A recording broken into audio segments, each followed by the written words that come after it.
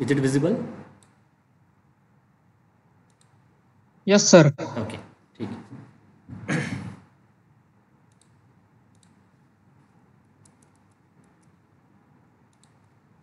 This, yeah. So, so we have already completed the statistical part. So next unit is probability or probability distribution. Pure probability or this probability part you already covered in your 11th or 12th class. I don't know whether it is there in 11th or 12th, but ये एक topic आपको है that I already know. तो इसलिए वो उस topic पे हम डायरेक्टली क्वेश्चंस देखने वाले. Okay, will not go in detail about the theory part. Okay, what is the definition of probability and all, how you in which case you have to multiply the probability, in which case you have to add the probability, that part. Okay, so what I will do, I will directly take a few examples. Okay, and from those examples I will try to explain the pure probability part. Okay, examples on probability. But our major focus is on probability distribution. Okay, so I think ये topic इनमें से I think एक part आपने already learn किया है. Whether you all know the binomial distribution? Anyone? Whether you know the binomial distribution part? Binomial distribution? Yes or no? ये part था क्या आपको? Yes sir. So this is one of the distribution. Okay, so this is called as first distribution, first probability distribution. Next is Poisson distribution, and third is normal distribution. ठीक है. मुझे पता है कि ज़्यादातर स्टूडेंट का ये अप्रोच होगा कि प्रोबेबिलिटी वर्ड सुन के थोड़ा उनमें मतलब एक फियर आ जाता है कि कैसे होगा ये कंप्लीट. ओके, क्योंकि प्रोबेबिलिटी एक ऐसा टॉपिक है जिसमें हर एक क्वेश्चन में आइडिया अलग है. इट्स नॉट लाइक दैट कि कोई एक मैकेनिज्म होता है, कोई एक मेथड है जिसके अकॉर्डिंग आप वो सारा कैलकुलेशन करने वाले हो. लाइक स्टैटिस्टिक है ना, स्टैटिस्टिक में एक फॉर्मूला होता है, उस अकॉर्डिंग आप सारा कैलकुलेशन करते हो, तो कोई डिफरेंट अप्रोच नहीं है. ठीक है, प्रोबेबिलिटी में ऐसा नहीं होता. जैसे ही क्वेश्चन चेंज हो जाता है, आइडियाज़ अलग हो जाते हैं, वे ऑफ थिंकिंग आपकी अलग आ जाती है. इसलिए प्रोबेबिलिटी जनरली ज़्यादातर स्टूडेंट को ये टॉपिक डिफिकल्ट जाता है ना, क्योंकि उस हिसाब से आपको एक सोचना पड़ता है, एक थॉट देना पड़ता है कि इस केस में प्रोबेबिलिटी क्या आएगी. ठीक है, बट ये जो डिस्ट्रीब्यूशन का जो पार्ट है, it is very much similar, it is based on the formula itself. ठीक है, प्रोबेबिलिटी डिस्ट्रीब्यूशन का जो पार्ट आता है वो ज़्यादातर फॉर्मूला बेस्ड टॉपिक है, इसलिए आपको ज़्यादा ईजी जाएगा as compare to the pure probability part, जो tossing of coin, throwing a dice, ऐसे जो एग्जांपल आपने देखे होंगे 11th-12th में. ठीक है, उसमें जैसे आपका एक्सपेरिमेंट चेंज हो जाता है, उस अकॉर्डिंग आपको थॉट देना पड़ता है, मतलब डाइस का, कॉइन का, ओके, कार्ड का. ये जनरली एग्जांपल आपने देखे होंगे ऑलरेडी. तो इसलिए हर एक एक्सपेरिमेंट में आपको उस हिसाब से थॉट देके फिर उसको कंप्लीट करना पड़ता है कि नंबर ऑफ एलिमेंट्स कितने सैम्पल स्पेस में, टोटल नंबर ऑफ एलिमेंट्स कितने, वो सब कुछ आपको उस अकॉर्डिंग कैलकुलेट करना पड़ता है, इवेंट जिसे आप बोलते हो. ठीक है, बट डिस्ट्रीब्यूशन अगर आप देखते हो, प्रोबेबिलिटी डिस्ट्रीब्यूशन, इस पर्टिकुलर केस में डायरेक्टली आपको बस ये थॉट देना पड़ता है कि ये एग्जाम्पल कौन से मेथड से होगा, बाइनॉमियल से होगा, पॉइजन से होगा कि नॉर्मल से होगा. जिससे आप ये डिसीजन लेते हो, उसके आगे बस फॉर्मूला आपको लिखना है और फॉर्मूलाज में रेडीमेड वैल्यू पुट करने. सो इट इज़, मतलब ये ज़्यादा आपको ईजी जाएगा than the probability that you learn in 11th और 12th स्टैंडर्ड. ठीक है, सो लेट अस स्टार्ट. धीरे धीरे आपको वो समझ में आ जाएगा. See, so the obvious question is why we need probability. Okay, what is the significance of probability? Okay, as we all know now the significance of statistics है ना. correlation आपने क्यों लर्न किया है, regression आपने क्यों लर्न किया है, measure of central tendency का क्या रोल है. सो हर एक टॉपिक का कुछ ना कुछ तो रिलेवेंस था, क्योंकि this is more applied part, तो इसलिए उस अकॉर्डिंग ही हमने वो सारा पार्ट देखा है. So the obvious question comes when this topic is there. Okay, so why we need this probability. Okay, so will answer this. And why we need the probability distribution. इन दोनों में क्या difference है. Probability जो आपको already 11th-12th में हो चुकी है. ठीक है, so if it is there, so why we need this probability distribution. ठीक है, so will answer all this questions one by one. So with this question, we'll start our topic. So first is what is probability. So probability is simply how likely something is to happen. Okay. So to predict anything, okay, जहाँ पे भी prediction का part आता है, okay, we need probability. So the major role of probability is to predict something, okay, to happen. Okay. whenever we are unsure about the outcome of an event, okay, we can talk about the probability of certain outcomes, okay. तो ये ऐसे real life में बहुत सारे cases आपको आपके सामने आते हैं जहाँ पे आप अनश्योर होते कि क्या आउटकम आने वाला है. आप कॉइन का भी एग्जांपल ले सकते हो ना. We don't know whether it is head और whether it is tail. So in that case generally we talk about their probabilities. Okay, probability of getting head, probability of getting tail, like that. ठीक है. So probability is the chance of outcome in an experiment, also called as event. For example, tossing a coin. Okay, the outcomes are head and tail. Correct. So this is also called as sample space. अभी ये वैसे भी मैं आगे लेने वाला हूँ in detail में. This is also called as sample space. Okay. So simply इतना याद रखो, probability is used to predict something. Okay. Related with that particular experiment. जो भी एक्सपेरिमेंट आप ले रहे हो उसमें अगर कहीं पर प्रेडिक्शन का पार्ट आता है, okay, so in that case we definitely go with the probability. Now what is the difference between the probability and statistics? Okay, probability deals with the predicting the likelihood of a future events, where statistic involves the analysis of the frequency of the past events. Okay, this is the difference between the probability and statistics. Okay, probability used to predict the future events, है ना, and statistic involve the analysis of the past events. Okay. This is the actual differentiation between probability and statistic. Okay. Now let us start with the first definition, okay, which is random variable. Okay. So a random variable is a rule that assign a numerical value to outcome of an experiment. ठीक है. So for example, consider any experiment. Probability में हर एक case में एक experiment आता है ना. So let me take the experiment tossing a coin. What is the outcome when you toss a single coin? What is the outcome? Head and tail. Either head और either tail. This are the this are the one time. ऐसे मैं लिख लेता हूँ, tossing a one coin, क्योंकि जैसे जैसे tossing one coin. What is the outcome when I toss two coins together?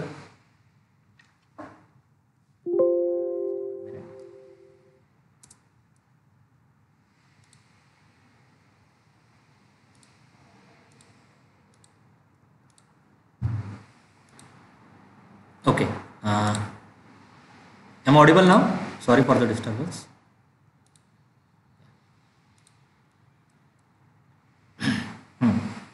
हाँ, ये चल रहा था. Now consider tossing two coins together. Tell me the outcomes. Yes, when you toss two coins together, tell me the outcomes. Head head, tail tail, STTH. You may get both head, both tail, first head, second tail, or first tail second head. This are the possible outcomes. Okay, अभी outcome का part तो आपको थोड़ा थोड़ा समझ में आ रहा है. Okay, now what is random variable? Okay, we have to talk about the random variable. What is the random variable?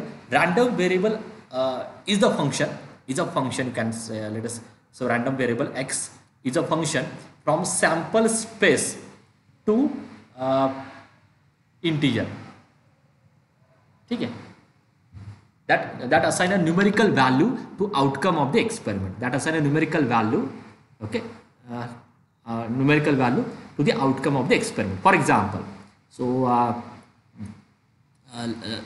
if I define the random variable for the sample space, this S1, number of getting head. ठीक है. So what is the x of h? Just count the number of head. So what is the x of h? And if I operate this random variable on h, so what is the number of head in this outcome? 1. And what is the number of head in this outcome? Is there any head? Is there any head? Are you there or not? Yes, sir. हाँ, फिर से सुनो, this is your sample space. अभी random variable की simple definition क्या है? Random variable is a function that assign numerical value, to this outcomes. Outcome, हर एक आउटकम के लिए अगर कोई नंबर आपको मिलता है तो वो जो भी फंक्शन होगा that become a random variable. So if I define this random variable as number of head, ठीक है, number of head, simple simple experiment लेता हूं। So can you tell me what is the X of H? कितने head है इसमें? एक ही head है, so one. What is X of T? कितने हेड है इसमें? How many heads are there? 1. T में, Hey, टी ना, so there is no head, so 0. There is no head, so it's 0. So what is the random variable set corresponding to s1? s1 के corresponding random variable का set क्या रहा है? 1,0. Next case में जाते हैं। so similarly can you tell me what is the random variable set for this? बोलो। 2 0 1 1. Number of head 2, second case में 0, नेक्स्ट में 1, नेक्स्ट में 1, so at the end set में इतने एलिमेंट्स आएंगे 2 0 1। This are the number of elements in the random variable, ठीक है। So simple definition है। तो ये भी आपको क्वेश्चन में गिवन रहती है कि what is your random variable, ठीक है, it is there in the question, don't worry. तो अभी के लिए बस इतना याद रखो, random variable is the function which assign a numerical value to the outcome of the experiment, okay. So one minute, let me just delete this part first. Yeah. So that same part is there. Two unbiased coin are tossed simultaneously. Unbiased means either you will get head or either you will get tail. ये confirm है, ठीक है। ऐसा नहीं हुआ कि आपको head भी नहीं मिल रहा और tail भी नहीं मिल रहा। So two unbiased coins are tossed simultaneously. The sample space contains this element HH, HT, TH and TT. This is your experiment. So now define the random variable x as the number of tails obtained in a toss. Number of tails मैंने head का दिया था आपको।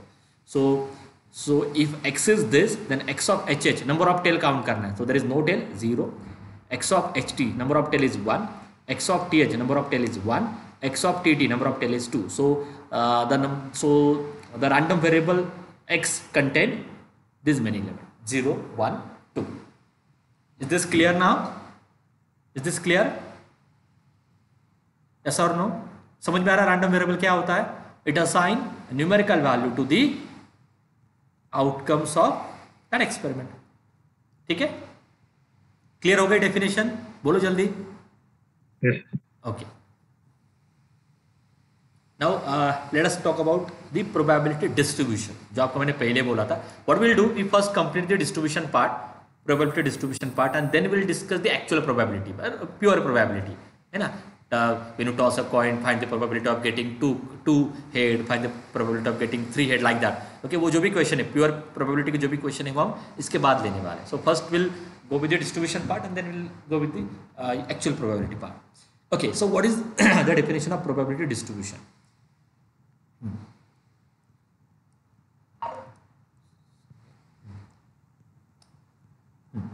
So a probability distribution is the probabilities of the values of a random variable, okay, or simply the probability of each outcome.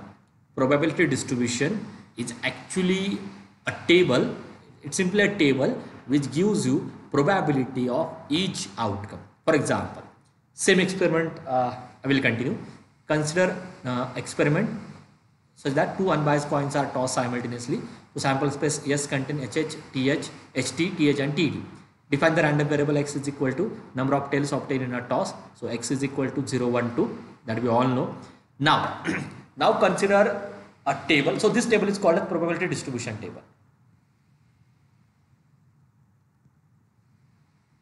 Probability distribution table. इसमें simply क्या होता है, हर एक आउटकम के लिए, अभी ये 0 1 दिस आर द आउटकम्स ना, दिस आर द आउटकम्स, और सिंपली आप इस केस में बोलो या आप इस केस में बोलो, ठीक है।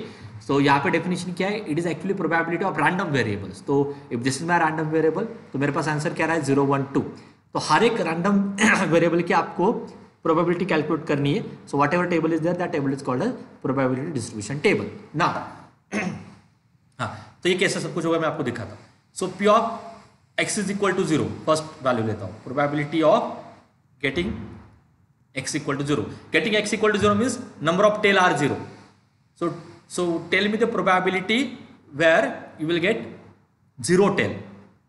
Tell me the probability where you will get zero tail, or probability of getting zero tail.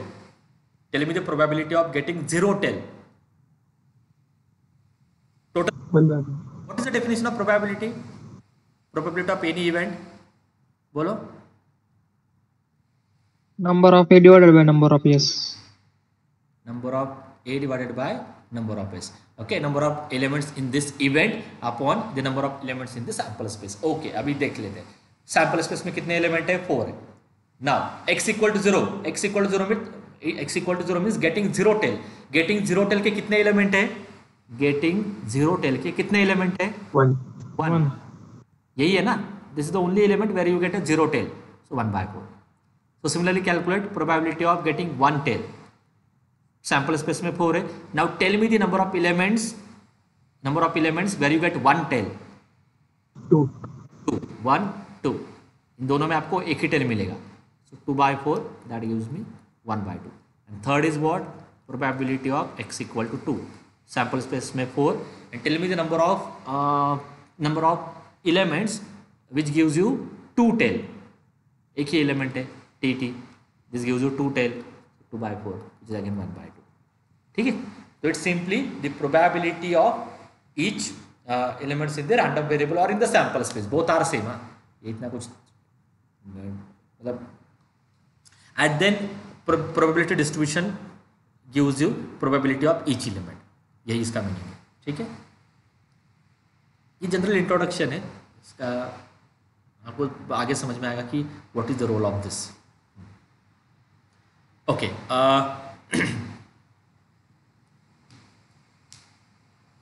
So now there are two types of probability distribution. One is discrete probability distribution and second is continuous probability distribution. Okay. So can anyone tell me or can anyone explain me this part with one simple example कि कौन से case में आपको discrete probability distribution से जाना है और कौन से केस में आपको continuous probability distribution से जाना है. Can anyone tell me one example on this, or can you create one example to differentiate this? मैं वैसे एग्जाम्पल देने वाला हूँ. Can you tell me any experiment whose outcomes are discrete? Simply experiment whose outcomes are discrete, an experiment whose outcomes are continuous. A family of 2 boys and 2 girls are discrete. हाँ. Yes. Correct. Tell me more examples. Discrete के बोलो. कोई भी experiment आप ले सकते हो ना जिसमें आपको पता है डिस्क्रीट आंसर आने वाला. डिस्क्रीट का मतलब क्या है? 2 पॉइंट में गैप होगा, 2 नंबर्स में गैप होगा. That become a discrete. And continuous means what? There is no gap. There is no gap. 2 point में कोई गैप नहीं. So tell me experiment which gives me discrete. Tell me experiment which gives me continuous outcome. हाँ? Okay. एक example मैं लेता हूँ.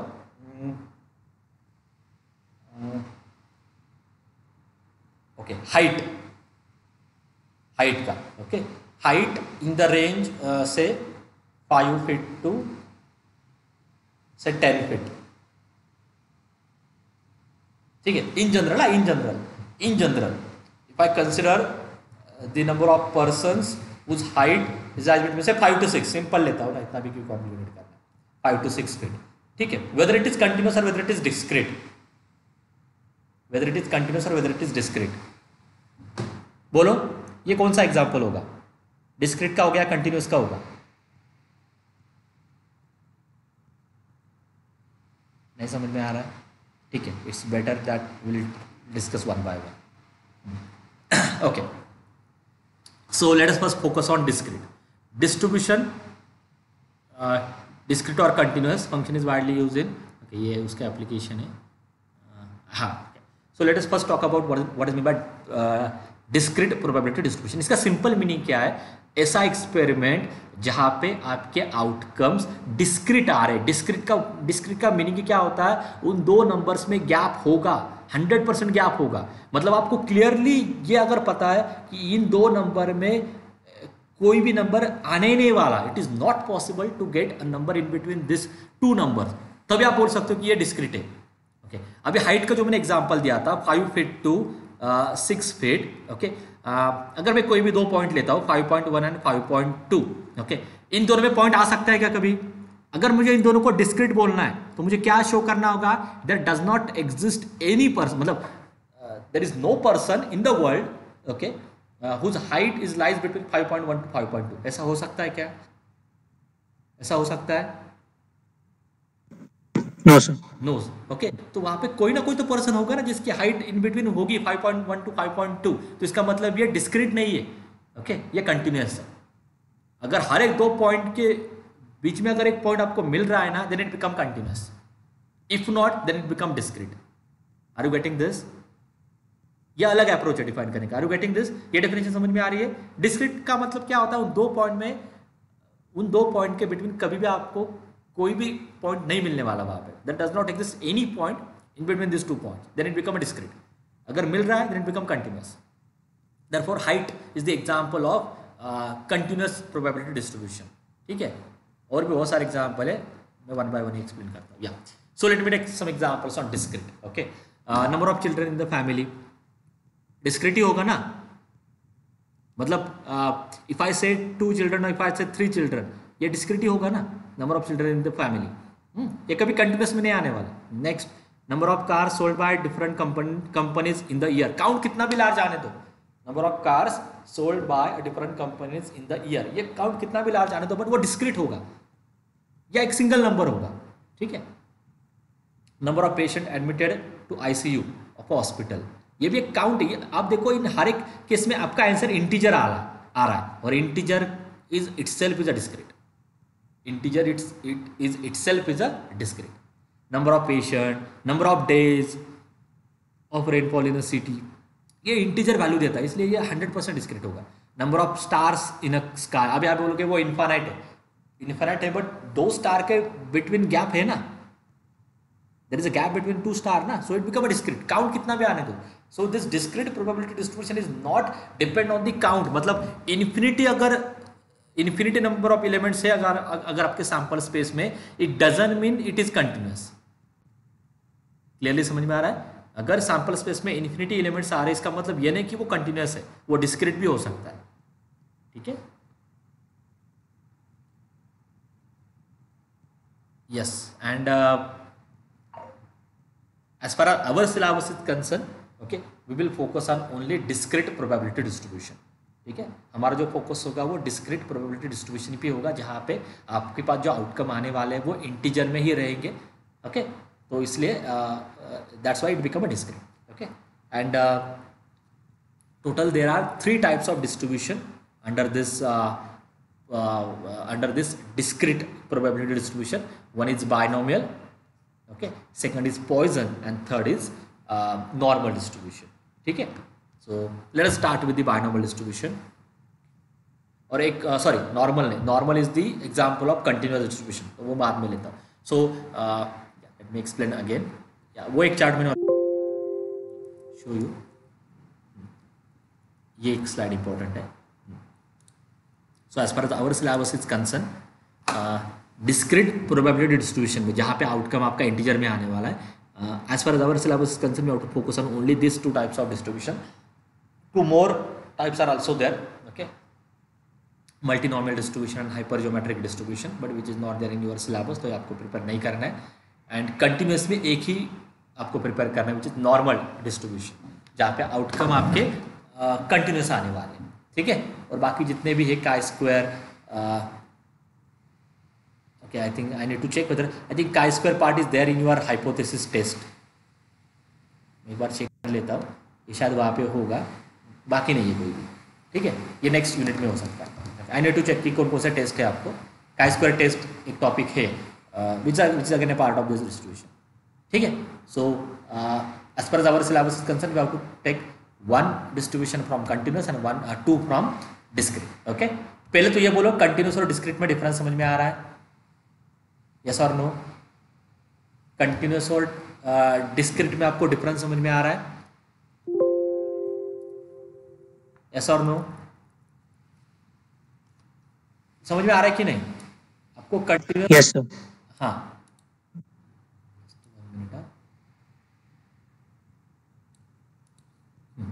ये देखो, now let me take some examples on continuous तो आपको और भी क्लियर हो जाएगा। ठीक है, आपको मैंने एक सिंपल आइडिया दी थी, कंटिन्यूअस में क्या होता है, दो नंबर के बिटवीन एक नंबर आता है, that therefore it become a continuous. वहाँ पे कभी भी गैप नहीं आने वाला। So for example height of a person, so आप कोई भी एक दो हाइट, मतलब you select any two numbers from the height, there exists one person whose height is lies between 7.1 to 7.2. Therefore, in general, it become continuous. है ना? Weight of a bag in kgs, है ना? Weight of a bag in kgs. ये भी आपको पता है। कोई भी दो नंबर लेते हो, अगर आप मतलब you can't prove this statement that there does not exist any bag, okay, in the world whose weight is this. तो ये कब, इसलिए ये this are the examples on continuous. Weight, height, temperature, है ना? ऐसा कभी सुना है कि आपने टेम्परेचर कभी भी आपका 21 डिग्री सेल्सियस नहीं आ सकता? आ सकता है ना? Therefore it become a continuous. So every value is possible. If every value is possible then it become a continuous, if not then it is discrete. ठीक है, स्पीड ऑफ द व्हीकल, ये तो शायद आपको सबको इससे आप रिलेट कर सकते हो।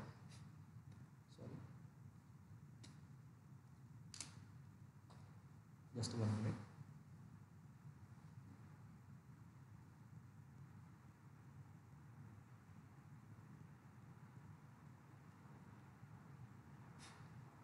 Okay, speed of the vehicle मतलब आप बाइक चलाते हो, स्कूटी चलाते हो, ठीक है, तो जो भी रेंज रहती है आपकी किलोमीटर पर आवर की, है ना, स्पीड जो आपका रहता है, सो 0 to 120, है ना, तो आपको ये तो पता कि इन बिटवीन जितने भी वैल्यूज है सारे वैल्यूज आप कंसिडर करते हो, है ना, इसलिए इट बिकम कंटिन्यूअस। ऐसा नहीं कि यहाँ पे कोई पर्टिकुलर नंबर है जो स्पीड आप कभी नहीं ले सकते हो, इट्स नॉट लाइक दैट। ठीक है, therefore it become a continuous. So simple way में अगर इसको एक्सप्लेन करना है ना, if every value is possible then it become continuous, if not then it become discrete. Now it is clear? Is this clear now? बोलो। Yes, sir. Okay, ठीक है, we can take some examples on this. ठीक है, discrete easy है, normal में थोड़ा time जाएगा। Binomial से आज स्टार्ट करते हैं। या so the first distribution under the discrete is binomial probability distribution. Okay, so consider an experiment with only two outcomes. Only two outcomes, it means one is called as success, other is called as failure. This type of experiment, है ना? Independent repeated trials of such experiment is called as Bernoulli's trials. ठीक है, आपको आगे समझ में आएगा. This is the main part. Binomial distribution used under following conditions. These are the conditions under which we have to use the binomial distribution. Okay, क्योंकि generally ज़्यादातर student को यही प्रॉब्लम आती है कि कौन से केस में कौन सा डिस्ट्रीब्यूशन यूज़ करना है, कहाँ पे कंटिन्यूस आता है, कहाँ पे बाइनोमियल आता है. चलो कंटिन्यूस के सारे आपको इजीली आइडेंटिफाई हो जाते हैं, कंटिन्यूस में कोई प्रॉब्लम नहीं है. बट पॉइजन एंड बाइनोमियल इसमें जनरली आपका कन्फ्यूजन होता है. So that's why this are the 4 statement by which you can differentiate between binomial and Poisson. So let us discuss this. The experiment consists of n trials. Okay. अभी आपको मैं major difference explain करता हूँ. Why we need this probability distribution. ठीक है, हाँ, आपको एक सिंपल एग्जांपल देता हूँ. If I toss a coin, उस केस में 1 टाइम, ठीक है, in that you will get the outcomes as head and tail, है ना. एक बार अगर मैं कॉइन को टॉस करता हूँ, so number of outcomes are 2. Okay, 2 times if I toss HH, TH, HT, TT, you will get number of outcomes as 4. 3 times करता हूँ, can you tell me what? 4 times, can you tell me what? Yes. How many outcomes are there when if you toss that if you toss a coin 3 times? 8. Next 4 के लिए 16 like that. I think आपको पता हो गया formula tossing a coin के लिए. If you repeat that experiment n times, the number of outcomes are 2 raised to n. ठीक है, हाँ.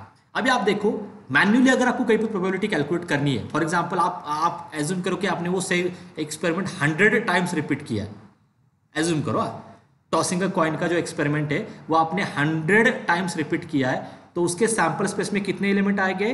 2⁻100। एंड अगर मैं आपको एक क्वेश्चन पूछता हूँ, find the probability of getting से 9 हेड, कैसे करोगे आप? अच्छे से देखो, क्योंकि मैथमेटिकली सबको समझ में आने वाला है, उसमें कोई प्रॉब्लम नहीं है। आपको ये भी समझ में आना चाहिए कि डिस्ट्रीब्यूशन का मतलब why we need this distribution. Okay, हाँ, अभी आप देखो फॉर एग्जांपल, चलो इस केस में बात कर लेते हैं पहले, सिंपल केस में, when n is equal to 2, जब आप when you toss a coin 2 times, है ना। So now tell me probability of getting 1 head, बोलो probability of getting 1 head, only 1, exactly 1, at least नहीं, एट मोस्ट नहीं। What is probability of getting 1 head? कितने ऐसे outcome है? 2 ही है ना। 1/2. हाँ, सो 2/4 गिव्स मी 1/2। तो आप क्या कर रहे हो, जब आपको probability of getting 1 head calculate करना है, तो आप उन आउटकम में देख रहे हो कि कहाँ पे आपको एक ही हेड मिल रहा है। जैसे इस केस में 2 हेड है, दिस इज नॉट अलाउड। इस केस में एक ही हेड है, इस केस में एक ही हेड है। तो आप वो आउटकम देखते हो और हर एक आउटकम को ऑब्जर्व करके फिर आपको समझ में आता है कि नहीं, there are only 2 outcomes in which you will get 1 head, therefore probability is 2/4। अभी आप ये सोचो, अगर मुझे 9 हेड के लिए कैलकुलेट करना है, is it feasible to check this 2⁻100 outcomes? Is it feasible, या इट इज, और it is possible manually to find 2⁻100 to check the 9 heads from this 2⁻100 items? Yes or no? No, sir. So therefore, this binomial probability distribution plays the important role. In that case, you can use binomial probability distribution, जहाँ पे आप किसी भी यानी के लिए easily calculate कर सकते हो। ये सबसे इंपॉर्टेंट पार्ट है। मतलब सिंपल लैंग्वेज में बाइनोमियल प्रोबेबिलिटी डिस्ट्रीब्यूशन में आप लार्ज नंबर ऑफ ट्रायल्स ले सकते हो। बाइनोमियल प्रोबेबिलिटी डिस्ट्रीब्यूशन का मेजर रोल क्या है, और डिस्ट्रीब्यूशन का मेजर रोल क्या है, प्रोबेबिलिटी डिस्ट्रीब्यूशन का मेजर रोल क्या है? Now we can take large number of trials. आप कितने बार भी रिपीट करो, प्रोबेबिलिटी आपको मिल जाएगी। नहीं तो जो आपका 11-12 का जो नॉलेज था, आप उसमें सैंपल स्पेस कैलकुलेट करते हो, फिर इसके बाद ही आप प्रोबेबिलिटी मेंशन करते हो। सो छोटे छोटे एक्सपेरिमेंट के लिए वो पॉसिबल है, बट अगर आप वो सेम एक्सपेरिमेंट चलो 10 टाइम्स 11 टाइम्स रिपीट करते हो ना, then it become difficult for you. Therefore we need this distribution part. ठीक है, ओके। सो तो ये एक पार्ट था। This is the actual difference between probability distribution and probability. So the experiment consist n trials. तो आप देखो n मैंने डायरेक्टली इन जनरल बोला है, कितने भी ट्रायल्स आने दो, कोई प्रॉब्लम नहीं। Each trial result in one of 2 mutually exclusive outcomes, one is labelled as success, other is failure. मतलब इसका मतलब क्या है, इन बाइनोमियल में आपको ऐसे ही एक्सपेरिमेंट चाहिए जहाँ पे आपको आइदर सक्सेस मिलेगा या फेलियर मिलेगा। टॉसिंग अ कॉइन है, एक तो आपको टेल मिलता है या हेड मिलता है, लाइक दैट, है ना। सो चलो अब ये इतनी जल्दी आपको नहीं समझ में आएगा सक्सेस एंड फेलियर का part, it depend on the question, तो इस पर ज़्यादा कुछ टाइम वेस्ट नहीं करते। नेक्स्ट क्या है, the probability of success on a single trial is equal to P। Okay, जिस किसी को भी आप सक्सेस, आपको कैसे आइडेंटिफाई करना है कि किसको मुझे सक्सेस बोलना है और किसको मुझे फेल्योर बोलना है, ये भी सिंपल है। क्वेश्चन में जो पार्ट आपको कैलकुलेट करना है, जो प्रोबेबिलिटी आपको कैलकुलेट करनी है, दैट बिकम अ सक्सेस। फिर से सुनो, क्वेश्चन में जिसकी प्रोबेबिलिटी आपको कैलकुलेट करनी है, दैट बिकम अ सक्सेस, उसका कॉन्वर्स पार्ट जो भी होगा, दैट बिकम अ फेल्योर। तो इसलिए हर एक एक्सपेरिमेंट में कोई पार्ट आपका सक्सेस होगा, उस पार्ट आपका फेल्योर होगा, मतलब उसका ही अपोजिट, उसका अपोजिट पार्ट क्या होगा, फेल्योर होगा। तो जो कैलकुलेट करना है उसकी जो भी प्रोबेबिलिटी होगी, denote it always by P। Okay, जो फेल्योर है, ओके, उसकी जो प्रोबेबिलिटी होगी, तो दैट बिकम 1 - P, है ना। ये आपको पता है P और Q में क्या रिलेशन है ना। Why this 1 - P? Why this 1 - P? Because probability lies between 0 to 1. 0 to 1. है ना, the largest value is 1, so the opposite part is 1 - P। इसका प्रूफ भी आपने देखा होगा। And the most important part is these trials are independent। अभी इसको explain करने में ज़्यादा टाइम जाएगा, ओके, बट चलो करते हैं। Independent trial and dependent trial, can anyone tell me the example? Example से क्लियर हो जाता है, तो जल्दी जल्दी समझ में आता है। एक ऐसा एग्जाम्पल, हाँ, इफ हमने ऑलरेडी 8 बार कॉइन टॉस कर दिया है, Yes. 8 के 8 बार हेड जाएगा, तो कोई there is no guarantee that 9 time भी हेड ही आएगा। यस, ओके, मैं आपको और अच्छी तरीके से करेक्ट करता हूँ। तो it is example of independent trial. अगर आप टॉसिंग अ कॉइन का एक्सपेरिमेंट लेते हो ना, आप फर्स्ट टाइम टॉस करो, उस टाइम पे भी पॉसिबिलिटी दो ही है, आइदर हेड मिलेगा टेल मिलेगा, डिपेंड नहीं है ना। सेकंड टाइम टॉस करो, उस केस में भी आपको आइदर हेड मिलेगा टेल मिलेगा। मतलब जब आप सेकंड टाइम टॉस करते हो ना, जो सेकंड टॉस है वो फर्स्ट टॉस पे डिपेंड है क्या? जो आपका सेकंड टाइम का जो टॉस है weather it is depend on first toss, मतलब पहले हेड आता तो सेकंड में टेल ही मिलेगा, फर्स्ट में टेल आता तो सेकंड में हेड ही मिलेगा, लाइक दैट। ऐसा कुछ डिपेंडेंट है क्या? नहीं है ना। फर्स्ट जो ट्रायल था उसका सेकंड ट्रायल से कोई रिलेशन नहीं है, therefore it is example of independent trial. Is it clear now? Is it clear? Yes, sir. Okay, now tell me the example of dependent trial, जिसपे सेकंड जो trial होगा ना वो फर्स्ट ट्रायल पे डिपेंड होगा। Tell me the any one example, you can create it and you can tell me. कितने सारे आप करो, टेक योर टाइम। हाँ, Picking a card from a deck without keeping it back. Yes, very good. ठीक है, picking अ card, 52 cards आपको पता रहते हैं। अगर आप किंग निकालते हो फॉर एग्जांपल, ठीक है, आप एक किंग निकालते हो, ठीक है, सो एक किंग आपने निकाला, ठीक है, अब उसको साइड में रखो। Okay, what is the probability of taking one king from the 52 cards? क्या है प्रोबेबिलिटी? हाँ, 4/52. 3/51. कितने किंग है? 3 किंग बचे। हाँ, तो आपको एक किंग निकालना है। 3/51. नहीं, from the 52 cards, okay, what is the probability of picking one king or getting one king? ठीक है, जाने दो, ये बाद में भी वैसे कर सकते हैं, प्रोबेबिलिटी का कोई रिलेशन नहीं है। ठीक है, मैं आपको और अच्छी तरीके से एक्सप्लेन कर सकता हूँ। हाँ, जब आप किंग निकालते हो, ठीक है, जब आप पहला किंग निकालते हो, अगर आप उसको फिर से अगर आप उसको रिप्लेस नहीं, अगर आप उसको बाहर ही रखते हो, ठीक है, अगर आप उसको बाहर ही रखते हो, अगर आपको सेकंड ट्रायल पे जाना है, तब क्या सिचुएशन चेंज होगी? What is the change in second trial? Initially, जब 52 कार्ड्स में से आप किंग निकालते हो, in that case, how many possibilities are there for the king? First trial में किंग के लिए कितने पॉसिबिलिटीज थे? Let me explain again. 52 card से मुझे हर एक टाइम पे किंग ड्रॉ करना है, ठीक है। फर्स्ट टाइम जब मैं किंग ड्रॉ करता हूं, कितने किंग्स प्रेजेंट थे वहां पे 52 कार्ड्स में? 4, ठीक है। सेकंड ट्रायल पे जा, हाँ, अभी आप, मैंने एक्सपेरिमेंट कैसे डिफाइन किया है, जो भी मैं कार्ड ड्रॉ करता हूं ना, उसको मैं साइड में रखने वाला हूं। I will not again put in this deck again, मैं साइड में रखने वाला हूं। तो इसलिए जब आप सेकंड, अभी मैंने ये एक कार्ड निकाला है, यहां से किंग निकाला है, साइड में रख दिया। जब आप सेकंड ट्रायल पे जाते हो, now how many kings are there? 3 count less हो रहा है ना। तो जब आप, so second trial is depend on first trial. Okay, जब आप कार्ड साइड में रखते हो, then you will have only 3 kings in the deck. अगर आप नहीं रखते हो, देन सेकंड केस में भी कितने मिलेंगे? 4 मिलेंगे। थर्ड केस में भी कितने मिलेंगे? 4 मिलेंगे। फोर्थ ट्रायल में भी कितने मिलेंगे? 4 मिलेंगे। जब आप कार्ड को रिप्लेस नहीं करते हो या बाहर ही रखते हो, ओके, बाहर ही रखते हो, then it become dependent trial, then that become the example of dependent trial. Okay, अगर आप फिर से उसको अंदर डालते हो, then it become the example of independent trial. ठीक है, थोड़ा बहुत तो समझ में आ रही है, वैसे आगे होने वाला है, इन डिटेल में होने वाला है, डोंट वरी। ओके, इतना तो समझ में आ रहा है। जिस केस में जब आप सेकंड ट्रायल पे जाते हो, फर्स्ट ट्रायल पे अगर कुछ डिपेंड आपका आ रहा है, then it become the example of dependent trial, है ना। आप ऐसे भी बहुत सारे क्रिएट कर सकते हो, ड्राइंग अ 1 रेड बॉल, अगर आप उसको बाहर रखते हो, तो जब आप सेकंड टाइम रेड बॉल निकालते हो, तो आपको देखना होगा कि अभी कितने रेड बॉल प्रेजेंट है। ओके, उस अकॉर्डिंग आपको प्रोबेबिलिटी भी आपकी चेंज हो जाएगी। सो लाइक दैट, ठीक है। Is it clear now? Will not go in detail about that part, क्योंकि वो ऑलरेडी होने वाला है इसके बाद। Is it clear now? Independent trial तो समझ में आ रहा है, डिपेंडेंट का तो छोड़ दो, वो वैसे नहीं चाहिए हमें। ओके, इंडिपेंडेंट ट्रायल समझ में आ रहा है। हर एक केस में इक्वल काउंट से आपको जाना पड़ेगा, मतलब फर्स्ट ट्रायल में भी अगर 4 किंग प्रेजेंट है, तो सेकंड ट्रायल में भी 4 किंग चाहिए, then it become independent. Is it clear? Yes, sir.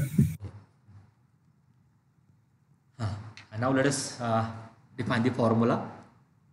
So probability of getting R success. तो आपको ये मैंने पहले ही बोला कि सक्सेस क्या लेना है, फेल्योर क्या लेना है, ये आपको क्वेश्चन से समझ में आएगा। जो कैलकुलेट करना है, that you have to consider as a success and other part become failure. So probability of getting R success is equal to n factorial upon R factorial into n minus R factorial p raised to R q raised to n minus R. This is the formula. I think you all are aware about this. ठीक है, और ये आपको पता होगा. So p of x is equal to R, probability of getting R success is equal to NCR. Okay, so remember the formula of NCR. What is the formula of NCR? N factorial upon R factorial n minus R factorial. So NCR p raised to R q raised to n minus R. This is the formula of probability of getting R success. ठीक है, I think अभी instead of taking this एक example लेता हूँ, नहीं तो ये जितना भी एक्सप्लेनेशन किया वो किसी और डायरेक्शन में जाएगा. Let me take one simple example then will stop. 1 minute में ही हो जाएगा. ओके, हाँ. So a fair coin is toss 6 times. अभी मैं बार बार नहीं एक्सप्लेन करूंगा. अभी why we have to solve, why we have to go with binomial. Can anyone explain me why we have to go with binomial? Sir, because here we toss the coin for the multiple times. And each trial is independent. Okay, so that last condition is very important. Each trial is independent, है ना, depend नहीं है कहीं पे भी. So find a probability of getting exactly 2 heads, at least 4 head, not head. हर एक question अलग अलग है ना. So let me go with first question. पहले देखते हैं कि क्या गिवन है, पहले वो लिख लेते हैं. अ fair coin is toss 6 times. Experiment क्या है? Coin toss 6 times. So number of trials यानी कि वैल्यू क्या है? 6. ठीक है, आपका फॉर्मूला क्या है बाइनोमियल का? Probability of getting r success is equal to NCR p raise to R q raise to n minus R. अभी आपका क्वेश्चन होगा कि सर p क्या होता है और q क्या होता है. मैंने पहले क्लियर किया है. p क्या होगा? Success, Probability of success. हाँ. q क्या होता है? फेल्यूर. ठीक है, तो p कैसे समझ में आता है? क्वेश्चन में जो पार्ट कैलकुलेट करना है दैट बिकम अ p. अभी आप मुझे ये बोलो, ये आपका पहला क्वेश्चन है, इसमें कैलकुलेट क्या करना है?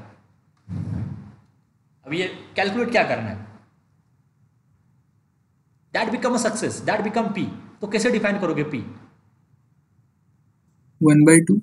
नहीं, यू आर नॉट. अभी आपको p डिफाइन करना होगा ना. p is the probability of getting success. So what is my success? Heads. Success here. Heads. Probability of getting head is this is my success. यही मेरा सक्सेस है ना.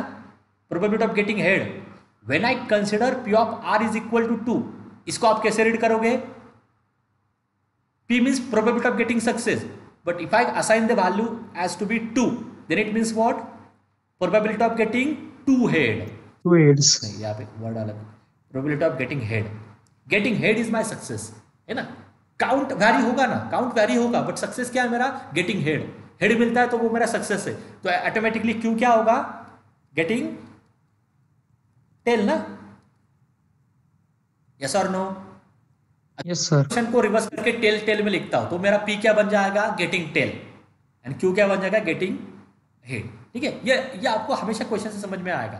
Question में बस ये देखो, इस पूरे चारों क्वेश्चन में मुझे करना क्या है? हेड कैलकुलेट करना है ना, नंबर ऑफ हेड कैलकुलेट करना है. So getting head is my success. Getting head is my success. अभी हाँ, तो ये हाँ. So P is my getting head, Q is my getting tail. Now tell me the probability. Tossing 1/2. हाँ, 1/2. ये आपको पता है. जब आप कॉइन टॉस करते हो, हेड आने की प्रोबेबिलिटी क्या है? 1/2. टेल आने की प्रोबेबिलिटी क्या है? 1/2. I think you all are aware about this. तो ये भी हो गया, डन. ठीक है, अभी क्या चाहिए? फर्स्ट क्वेश्चन क्या है? Exactly 2 head. मतलब क्या कैलकुलेट करना है? Probability of x is equal to 2. R की वैल्यू क्या है? Probability of getting 2 head. Next, at least 4 head means what? At least 4 head means what? Probability of 1 plus 2 plus 3 plus 4. हाँ, ग्रेटर दैन 4 ना. At least 4. Sorry. Sorry. 4, 5 and 6. हाँ, at least 4. Okay, so at least 4 means 4, 5 and 6, है ना. इतनी possibility है. And not head तो 1 by 1 ही जाते हैं. कितना टाइम है? ऑलमोस्ट. चलो, just give me 1 minute. So p is what? Probability of getting head. जो करना है कैलकुलेट, दैट बिकम p, है ना. सो गेटिंग हेड की प्रोबेबिलिटी 1/2 है, q become 1/2. So what is the formula binomial distribution? p of r is equal to this. ठीक है, NCR p raise to r q raise to n minus r. But n कितने बार आप experiment repeat करो? 6 times. तो पहला question क्या है? Exactly 2 head. Exactly 2 head means what? p of 2.